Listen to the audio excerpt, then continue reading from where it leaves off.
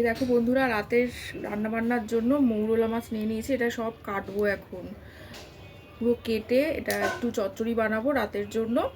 আর কিছুটা থাকলে পরের দিন দুজনের জন্য, বাচ্চারা তো খেতে পারবে না, আমরা প্রচণ্ড পছন্দ করি। তো আমার এই ভিডিওতে তোমাদের সবাইকে স্বাগত। স্কিপ না করে পড়ে দেখো, আশা করি ভালো লাগবে। আর কে কোথা থেকে দেখছো অবশ্যই কমেন্ট সেকশানে জানিও। এই দেখো বুটি নিয়ে বসেছি, এবার এগুলোকে সব কাটবো, কেটে বেছে ধুয়ে তারপরে চচ্চড়ি বানাবো। পুরো ভিডিওটাই তোমাদের সাথে শেয়ার করব, অবশ্যই দেখো। এটা ছিল শুক্রবার রাতের একটা ভিডিও।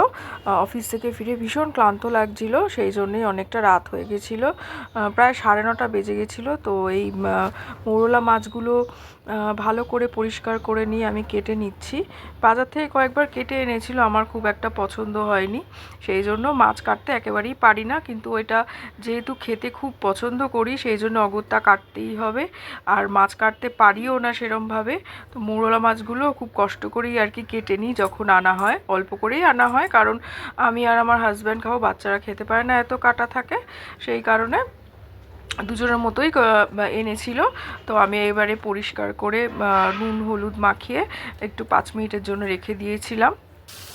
আর এখানে কড়াই নিয়ে নিয়েছি, তেল গরম হয়ে গেছে। এবারে খুন্তি দিয়ে আর হাত লাগাবো না, ভালো করে হাতটা ধুয়ে নিয়েছিলাম, কারণ প্রচণ্ড, জানোই তো মাছ কাটলে হাতে প্রচণ্ড মাছের গন্ধ থাকে, সেই কারণে খুন্তি দিয়েই আর কি তুলে তুলে ভাজছিলাম। ভাজা হয়ে গেছে, ওই তেলের মধ্যেই এবারে কালো জিরে আর শুকনো লঙ্কা ফোড়ন দিয়ে দিলাম।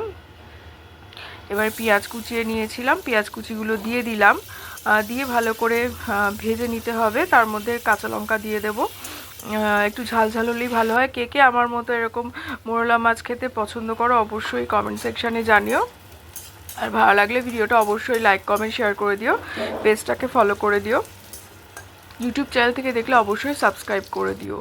তো আমি আলু এখানে দিই না, আলু ছাড়াই পেঁয়াজ আর এই কাঁচা লঙ্কা দিয়ে কষিয়ে নিলাম ভালো করে। একটু জল দিয়ে দিয়েছিলাম যাতে মশলাটা না পুড়ে যায়। পরিমাণ মতো হলুদ, পরিমাণ মতো নুন দিয়ে দিয়েছিলাম, দিয়ে এবারে মাছগুলোকে ওটা মশলার সাথে ভালো করে মাখিয়ে নিয়েছিলাম। নিয়ে এখানে দেখো একটু চচ্চড়ি মতো করে নিয়েছিলাম, দিয়ে এবারে ধনেপাতা লাস্টে ছড়িয়ে দিলাম, একটু পাতলেবুর রস দিয়ে দেবো।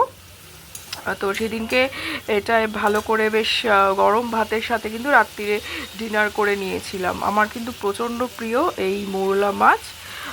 তো দেখিয়ে দিলাম কীরকম করে আমি চচ্চড়ি করি। তো ভিডিওটা ভালো লাগলে কিন্তু অবশ্যই জানিও।